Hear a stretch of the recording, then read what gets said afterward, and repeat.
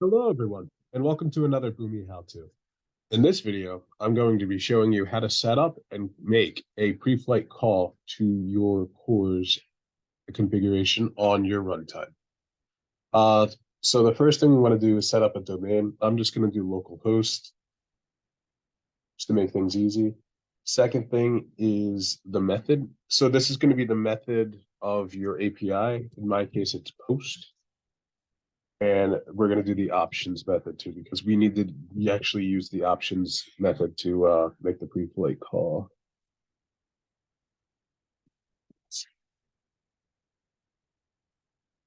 Second thing is the third thing is going to be the request headers. These will be the ones we're sending. We're going to be sending origin and access control request method. Then make sure to click save. Important thing to take note of from here is that I'm making this call on the Boomi Atom Cloud. So authentication, you would normally with API calls, you would take the username and the actual token and use that as a username and password. But as of like an authorization header, but in our case, we have to use it as the auth URL in base 64 encoded. I'll show you what I mean in Postman. So here we actually have the Postman call. To make the call, we basically just took the base URL from here, use that as our base URL, and then the API endpoint, which you can get from your API service component.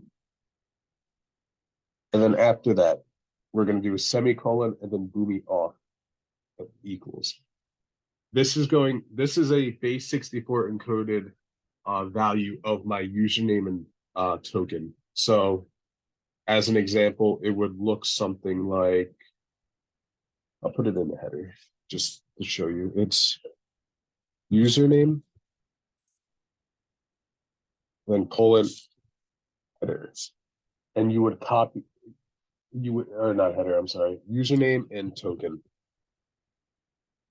And then this wouldn't actually be called username token. It would be your actual username from your shared web server and your token from your shared web server. You would copy or paste that here for username and then replace that here for token. You would copy that value and then base 64 encode it using some pool. That value you would paste here, and this will authenticate your request for the pre-flight.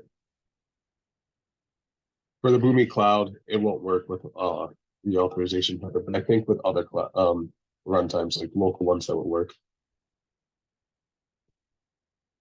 Anyway, for the origin, you want it to match what you have set as your domain. We had it set as localhost, either local HTTP localhost or HTTPS localhost will work for this. It just has to be localhost.